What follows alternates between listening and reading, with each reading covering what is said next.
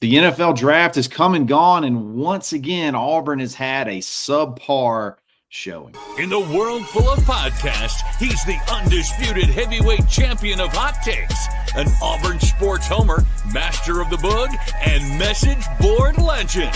Get your buttons buttoned and your hats flattened, because the Top Button Podcast is about to kick off, and you don't want to miss your courtside seat. Now, here's your host, Charlie 5. Yes, sir. We're back. It's another episode of the Top Button Podcast. I'm your host, Kyle Rush, a.k.a. Charlie 5. We got my man, Daryl Dapprich, in here ready to rock and roll. We're going to talk about the NFL draft. Once again, a draft is come and gone. Auburn lacks those all the fireworks, that a lot of the other teams have. We're going to discuss that. Could that be coming to an end soon? We're going to talk about Jarquez's spot drafted in the 4th round. Could it have gone higher? What could we have done different there? And then, is there really anybody to blame in this whole situation? Is there anybody to point fingers at as far as this year's draft class? We'll talk about all that in just a second. But before we do that, let's give a quick shout out to Uncle Keith's Red Sauce. Go to UncleKeith'sRedSauce.com. Use coupon code TheBarn30 to take 30% off. You only have a few more days, so definitely take advantage of the 30% off savings. We bumped it up a little bit. If you live in the state of Alabama, you live close to a Publix, you can check it out there. If not, get online, fill that card up, buy in bulk, save big. If you love salsa, you're going to love this stuff. Check it out. Uncle Keith's Red Sauce. It's good, y'all. The draft's come and gone. Auburn had 3 picks. And your first pick was Jarquez Hunter in the 4th round. I know a bunch of people seem bummed out. They are bummed out. And I'm going to be honest, I'm kind of bummed. Even though I expected it, you kind of want to have the same joy that some of the other top programs have. Just overall, give me your thoughts on the draft. I know you've got a little bit of a history lesson to give us at the same time, but just talk about the draft and Auburn in general. So I think that there's a lot of people that their draft enjoyment is directly tied to whether or not their favorite college football team has representatives. So we need to understand that kind of where we live, a lot of people, that's where the interest lies, because there's not maybe necessarily a pro football team that they root for or they're that passionate about. Me being from where I'm from and following the draft since the late 70s, I've always loved it. I've always been a draft geek. So I've followed it regardless if Auburn has a potential high pick or not. Okay, so the issue is not a particular coach or a particular year. This seems to be an Auburn problem. And I know people don't want to hear that, but let me just say this. When you are looking to put guys in the league in high rounds, it starts with, and there's a direct correlation with the players you get from a recruiting standpoint. 23 of the 32 first-round picks this year were 4 stars or 5 stars. So that still matters. Talent still matters. But then there's the development piece. And that's where I think Kyle Auburn has dropped the ball in the last 20 years. Because even in the last 20 years, Auburn has had 2 perfect seasons, won a national championship, played for another, and had multiple SEC championships in the toughest division in the land, and they have a handful of number 1 picks. So even if you're winning, you're still not putting guys at the league in first rounds and second rounds. And here's some proof in that.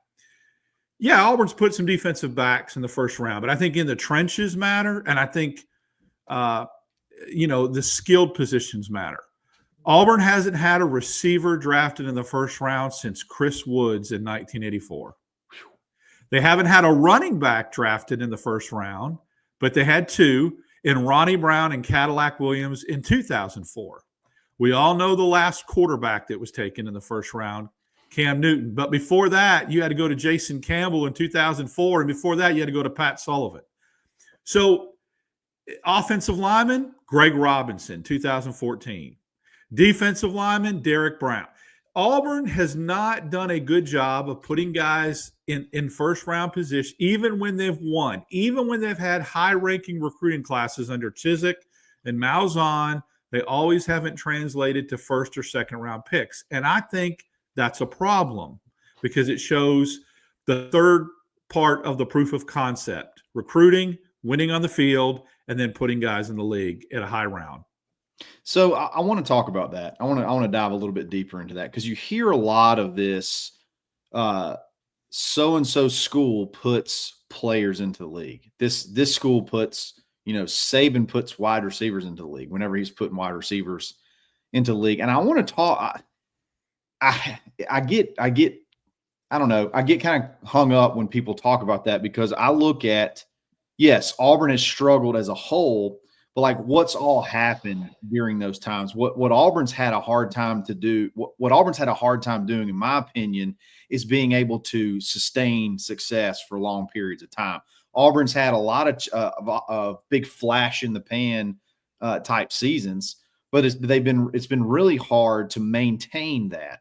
So yeah, Auburn can go out and get one of the top recruiting classes. Auburn can go out and get, a 5-star here or there. But are you able to sustain it to where you take some of these teams like Ohio State and Alabama and Georgia and Texas, and it's 5 stars on 5 stars. It's 4 stars on 4 stars. It's guys that are the development comes from the competition. And to me, that's where I feel like Auburn's sort of dropped the ball over the past, I guess, forever. It's hard to really find a period of time where maybe the 80s where Auburn just really consistently brought in folks over and over and over again and just built that, depth chart from the top down and was able to compete. Because again, I think competition is 90% of development. That's why I don't get hung up whenever people say, oh, Saban puts wide receivers in the NFL. Well, does Saban really put wide receivers in the NFL, or does he did he have a really good offensive coordinator and then he brought in all this really good talent that developed it? Was it really Saban? Is it like there's this magic drill at Alabama that puts these players into the league, or is it just the fact that they just load up with talent consistently and they don't have these such huge lulls like Auburn goes up to the peaks and down to the valleys? I don't know. Well, I think you make a couple of great points. Number one, you're right. I think it was there was a time in the 1980s where Auburn was top 3 or 2 in the nation in having guys in the NFL. Under Pat Dye in the 80s, it was like an NFL factory. Sure. There's also certain schools that get certain reputations for putting certain position groups in the league. Penn State used to be known as linebacker U, running back U, all those different things. You do know that it was a long time. I think it was before Tebow maybe, but there was a long time that the SEC couldn't get a quarterback drafted in the first round. Never mind Auburn. There wasn't quarterbacks. I mean, Matthew Stafford, maybe. And then before him, there was a big drought. Everyone wants to talk about that run of quarterbacks and receivers that Alabama had in the league. They had a long drought of having a quarterback drafted in the first round or a receiver drafted in the first round before Julio Jones. So it does come in waves. I just think that what's concerning to me is if Auburn was a crap program for the last 20 years, I'm not talking about the last 5 where they have struggled, but the last 20 years, when I threw out those statistics, there's not a lot of college football programs that could say that, okay? Yeah. And even despite the winning, there wasn't an influx of players getting put into the NFL in the first 2 rounds, and especially along the offensive line, because we knew certain coaches didn't do very good as far as offensive line recruiting and that kind of thing. So there's got to be a reason that you can have top 10 recruiting classes, win championships, but not put a consistent amount of guys in the league in the first 2 rounds. And I think this staff will get it figured out. I think that drought is fixing to come to an end starting with next year. And then once that spigot gets turned on, I think you'll see it start to flow more. I agree. And you kind of pivoted great to the next point. I also agree that I think the drought is very close to ending. You got Keldric Faulk that already way too early 2020, I guess 6 mock drafts have him going in the top 10. And you remember that was Hugh's first, I call it the half class, but it's the first real high school group that he had. And you got, your Keldric Faulk, you got Connor Liu, you got Kayin Lee, all those guys, I think, will probably be very attractive on NFL draft boards. And then also, hey, I mean, you got Eric Singleton. See, I think he goes right. I think he goes after Faulk. I think he's a potential first rounder because when he goes to the combines and runs a 4.2 40, and now that's going to be important that Auburn has the kind of quarterback that can get him some gaudy statistics, though. And when you got Cam Coleman on the other side, there's so many footballs to go around. But I think NFL personnel and scouts know, okay, let's say Singleton has 800 yards and Coleman has 800 yards. Well, they're going to look at what he does at the combine and look at his ceiling and go, this guy, as far as how many times he was targeted, as far as his speed, he's played well wherever he's played. I think he's a potential first rounder as well. Right. And then, back to Keldric Faulk and those type guys, another big thing, and I think this may speak to what I was kind of trying to get at earlier. Auburn would have a flash of success, and then it would be like an immediate drop like the very next year. You haven't necessarily gotten there yet with on the field results, but you feel like you've been there as far as having complete classes, basically 2.5 to 3 years in a row, where you're filling needs with really quality guys. And I like what they've done in the trenches, especially on the defensive side. Offensive line is still, you're getting bodies. You're not really getting those blockbuster guys yet. But hey, you bring in a guy like that you scouted really well, Ty Buster, and he's running, some second team left tackle in spring. So they're evaluating hard. I feel like it's not, Malzahn, I don't want to poop too much on him, but I feel like he would recruit for the rankings. If that, like, they would get guys for the recruiting rankings, whether it would be that extra wide receiver that you maybe not really need, or that extra defensive back that you may not really need. So we may have some higher ranked classes, but were they built the type way to help you, I guess, sustain a long period of success? Auburn stacked 3 on top of each other. And I think you're going to yield the results of it this year. And then, hey, look at moving into next year. Next year, you're going to have, Cam Coleman and Malcolm Simmons. And could Cam Coleman break the drought of first round? Well, I guess Eric Singleton could technically do it this year, but homegrown, I guess, could Cam Coleman do it the next year? I think once these high school classes start hitting, and then if you can put a pretty good product on the field this year, I think you're really close to that drought ending. Am I just way off there? Or just no, I think Xavier Chaplin could be a guy that could go in the second round if he pans out like everybody thinks he could. I'm not saying first rounder, but he could definitely go. Auburn used to have a steady diet of guys, offensive tackles, that went in the second round. Braden Smith, Ben Grubbs, all these names. Yeah. Greg Robinson went in the first round, but they had guys that did that. And so you could get back to that. Chaplin could be that guy. And it's something interesting real quick you said about Malzahn. I think about Gus Malzahn in this day and age of college football right now with transfer portal and NIL, I think would have really been even more successful at Auburn, because he would have recruited like he would have recruited from a high school standpoint, and then said, oh, we need some offensive tackles.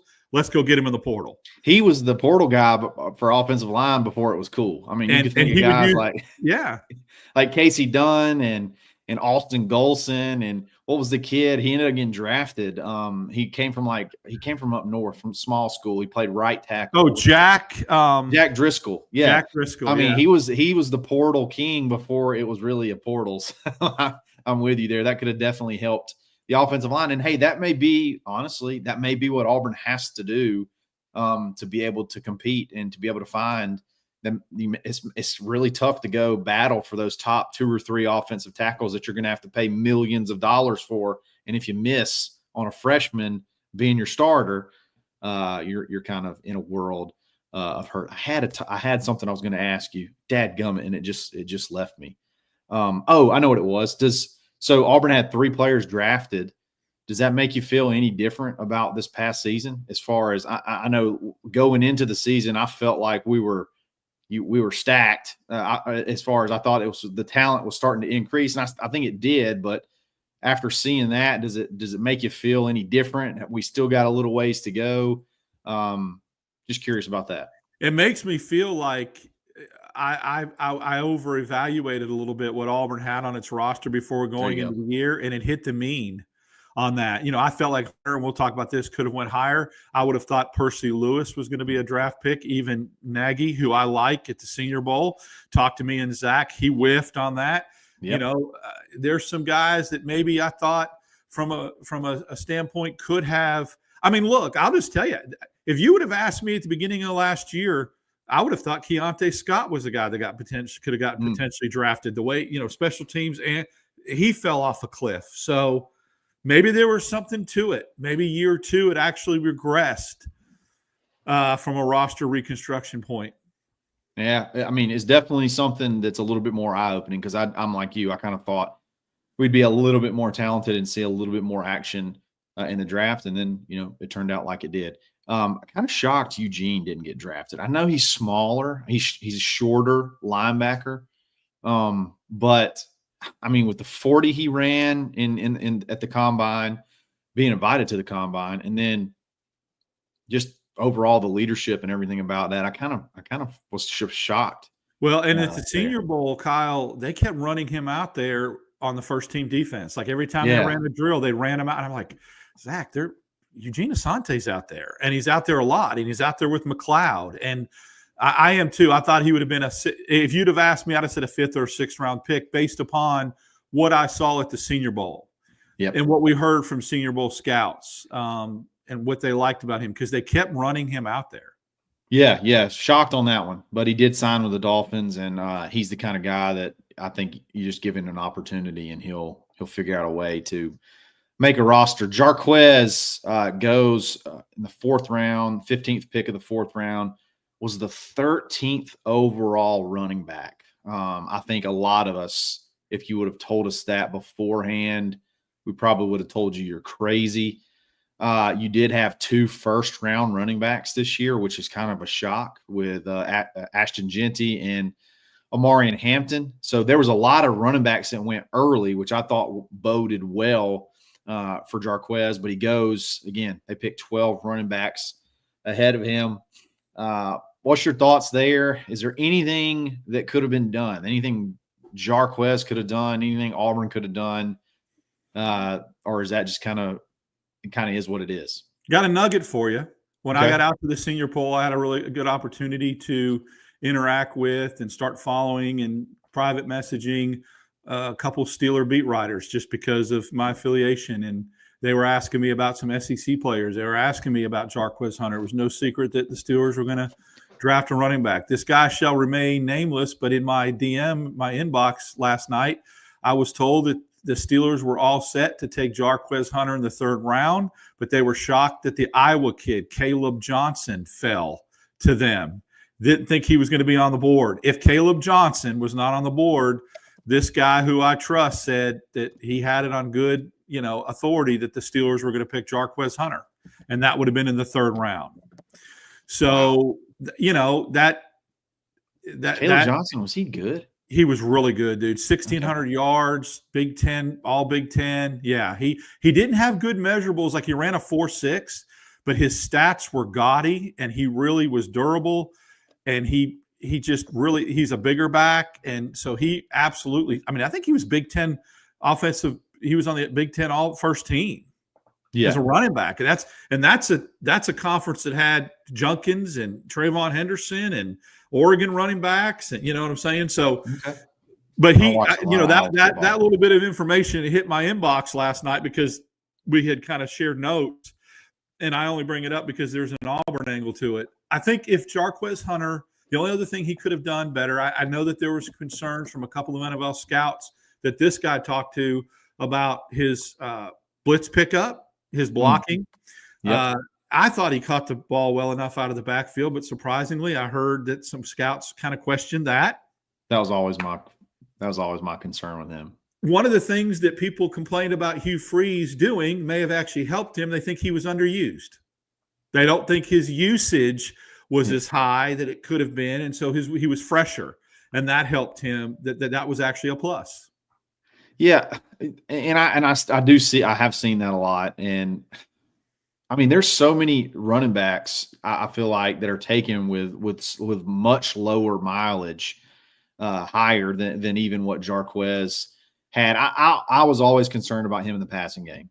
I mean, he's just, to me, it's unnatural for him to catch the ball out of the backfield. Not saying he can't catch, but it's just unnatural. I think about like Cam Scatterbo, who went a little bit before him, which I think is a joke. I think Jarquez is will have a much better pro career. But I think about in the playoff game when they split him out wide and threw him that deep one-on-one with a linebacker. And I'm just thinking, not that they would ever do that in the NFL, but does Jarquez have that ability at all?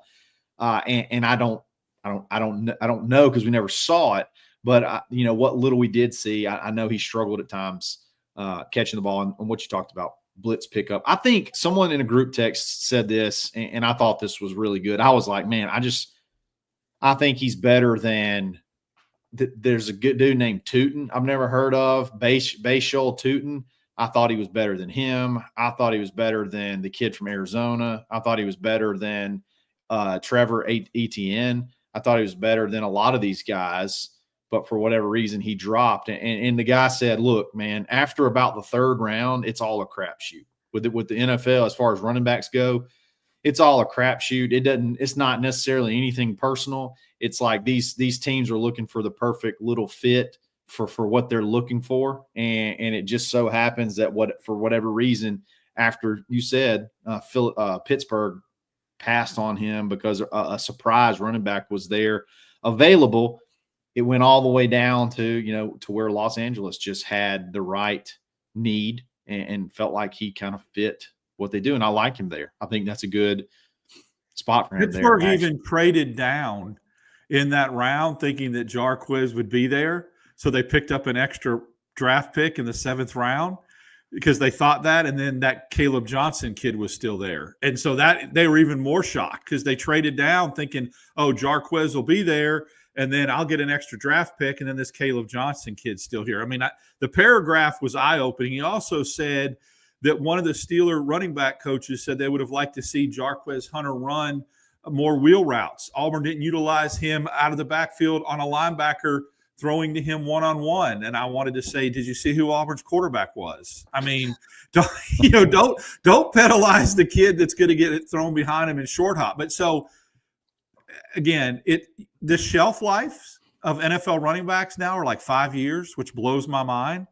And so after not a lot go in the first round, anything from the 2nd to 5th round, these guys can have just as long careers as a first rounder can because of the shelf life of NFL running backs. Yeah. I really think that's going to be a huge plus. I think about a guy like, what's the Tennessee running back? I forget his name. Derrick Henry? No, the one. the Tennessee University from this year. I mean, he had like just an insane amount of carries. And I just wonder, could that affect him, moving forward? Whereas Jarquez is going to be kind of fresh, and he's shown the ability to be able to still be a workhorse when called upon. So fired up for him. I obviously wish I wish Pittsburgh would have got him in the 3rd round. That would have been crazy. That would have been, he'd have been like the 7th or 8th running back taken if that were the case. Maybe even a little bit prior to that. So good stuff. Glad obviously he got drafted. He deserves it. He deserves a shot in the NFL after what he's sort of lived through, I guess, for 4 seasons. So a lot of people, I don't want to say a lot of people, but I've seen some the blame game. And it's really seemed like Hugh Freeze has taken a big brunt of it as far as why the draft played out the way it did. Do you think Hugh Freeze has much to blame? I mean, there are some portal guys. There are some 2-year portal guys. I mean, he did get Jalen McLeod did get drafted, and he's kind of a tweener. Should there be any blame this year, or should you hold it off to at least next year till we actually see some of these high school kids actually get a chance to go through the draft process? Well, it goes to my original point. If you're going to blame Hugh Freeze this year, let's go back 20 years. I mean, you can't just put it in a microscope for 1 year. This has been going on for a long time. I think Keandre Lambert-Smith is a perfect example when people want to go after Freeze. This is a guy that was not deemed as Penn State's #1 receiver. And when he left Auburn, he was Auburn's #1 and put himself in a position to probably be drafted in the first 4 rounds. But he got better at Auburn. I agree with with a that. quarterback room that was difficult and struggling. So what could he have done if Jared Stidham or a developed Bo Nix was throwing the ball? And that's another point when you look at the draft. I know Auburn people love to claim Bo Nix. And Yeah. you can't. I mean, he went to Oregon, he developed, but how do we know that at Auburn he may have not developed into a first rounder? We don't know that. Hugh Freeze did a little bit better job of developing quarterbacks. So we'll see. Now he's got to have the right guy to develop, and maybe it is Jackson Arnold. You can't pass blame. At some point, there is accountability to, okay, you've gotten 3 recruiting classes in a row that are in the top 10 per se. Why are you not putting guys in round 1 and round 2 of the NFL draft? When that starts happening, then I think you can look and start placing blame. I agree.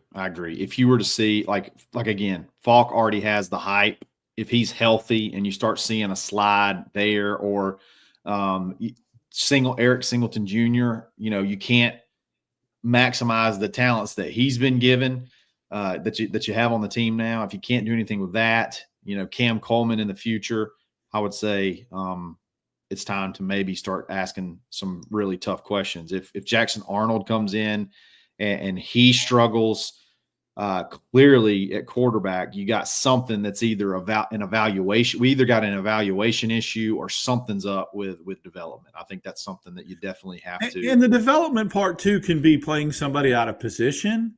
Are you playing somebody where it gives you the best chance to win, but it doesn't showcase their talents best for the NFL? That's not the coach's fault. Your job is to win. Sure. Gus Malzahn absolutely ran the wheels off of Kerryon Johnson. I'm convinced that Kerryon Johnson could have had a little longer NFL career if he didn't carry the ball as many times as he did. Think about it, even since he was a freshman. But his senior year, my God, they should have put a saddle on him. They rode him. Trey Mason, same way. I have a feeling that these guys could have had a little longer NFL careers, but my gosh, the shelf life. They were playing in the most physical conference in America, and they think of the carries both of those guys had. And, I mean, Trey Mason, 45, 50 times, sometimes a game, he carried the ball. And I get it. Your job is to win, and if it takes running the wheels off of somebody to win, you have to do that. But then when you get into the league the next year, when you graduate from college, it may hurt you. I want to address this because I've heard this take. If Auburn tanks again this year, the draft will reflect it, though, no matter how good the players. Does winning correlate with high draft picks? Does winning outside of maybe the quarterback, does that make your draft stock go up more than just being a really good player? Well, I think it can give you some exposure. If you're winning, you're going to have more eyeballs on you. But to push back on that, I just, again, for the third time, gave examples of what Auburn's done in the last 20 years, and they still, in that time frame, in the last 20 years, have had 4 number 1 draft picks in an era where they've had 2 perfect seasons, a national title, played for another, and went in 2017 to beat the 2 number 1 teams in the country back-to-back to go to the SEC championship game. Despite all that, they still didn't put guys in the first 2 rounds. Yeah, I just don't know how much I buy that. I don't even know. Just to push back just a tad, the exposure piece of it, like Auburn, every game Auburn has is on television. So like I don't know. Well, see, but Scadaboo's an example of a guy that I don't even think would have went in the 4th round if they didn't make the playoffs. I think he got a little bit of a bump of exposure and, he's a warrior. Look at him. He willed them to win. Now, when you get out to the combine, they still look at the measurables. They forget what you did against Texas. But he got a little – I think that's just maybe an exception with a guy like Scadaboo because people didn't really know that much about him until he got on the national stage. Okay, that's fair. That's fair. I will say, though, there was an Alabama A&M offensive tackle that was drafted in the 5th round before, I think, both of our last 2 guys, before Jalen McLeod and before – I guess, hey, Jalen McLeod had a direct competition against them. So my thing is, if you're good, they typically find you. I don't know. Now, quarterbacks, if you put up a ton of stats, but you're not winning, I think that's a fair question to ask. Like, what the heck's going on? I need to dive. It's kind of like PFF rankings. I need to dive a little bit deeper into this. But as far as, I just don't know how much actually the winning record. You just mentioned Auburn had some undefeated seasons and didn't necessarily yield, a lot of first round picks outside of, Cam Newton, I guess, and Nick Fairley. But overall, I don't know. Derek Brown went first round after Auburn went 8-5 or something like that. And so did Noah. He was also a first rounder that year. Yeah, he was the first round pick to the Dolphins. So Auburn had 2 number 1 draft picks in the COVID draft. Now I get it. The 2004 year where Auburn went undefeated, they had 4 first rounders: Carlos Rogers, Cadillac, Ronnie Brown, and Jason Campbell. That's rare. But did they go undefeated? Did they go undefeated because they had? Hold on. Let's see if I can make this. Did they go undefeated because they had 4 first rounders, or did they get 4 first rounders because they went undefeated? I think the second, because here's the thing about that, which you said. I think they had 4. I do believe. Well, I don't know. Cadillac and Ronnie Brown. See, Jason Campbell had such a great year, but his junior year, that's a tough question. I will say this: that the 2 receivers that were the most dominant receivers on that team that put up gaudy stats, Amamanu and Arum Shadu, the next year got drafted in the 7th round. Yeah. And they were a vital part of a team. Without Arum Shadu and Omamanu, that team does not go undefeated, period. Yeah. And Courtney Taylor. And they all got drafted late. Cadillac was going to be a first rounder because of pedigree. In 03 or 04. Yes. Ronnie Brown emerged. I mean, remember, Ronnie Brown carried us as a sophomore and as a junior when Cadillac had collarbone problems and all that. Yeah. Carlos Rogers was a dude even his junior year in 03. So, they probably had the pedigree to be it anyway. Yeah. There you go. Well, Dap, tell everybody where they can find you, love you, and support you. You can catch me on Locked on Auburn Wednesdays and Fridays with Zach Blackerby, wherever you get your podcast, and on YouTube. And then I'll always be here at 8 p.m. on Sundays going live with my man Kyle Rush, and when Zach joins us as well. It's about to be grind time, Daryl. It's about to be. There ain't going to be a whole lot going on. This is where you dig in and you figure out. This is what separates the men from the boys. Exactly. This is the men from the boy podcasters. It's about to be what I call drivel season. But hey, we're going to be there every single day. So you'll know where to find me, guys. Really appreciate it. Thanks for listening. It's another episode of the Top Button Podcast. Stay buttoned. Thanks for listening, and drive home safely.